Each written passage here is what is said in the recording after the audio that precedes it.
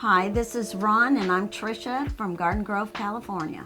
We're currently driving a Jayco Red Hawk 24B, a 2022. This is our first Class C RV. We had a toy hauler before that. We like to get out of town and take the dogs and just get away from everybody. When we first picked it up, the steering was very poor. Turn a corner, the whole unit would lean over to one side. You felt every bump in the road. It just didn't feel very safe to drive. Had to do something. And I actually looked on YouTube at first, and then I saw Jeremy, and I just watched all his videos. This guy knows what he's doing. I went on a test drive with Jeremy after all the upgrades, the new suspension, shocks, steering stabilizer, and it was mind-blowing how it would go around a corner and turn and not bounce, and it drove like you were safe.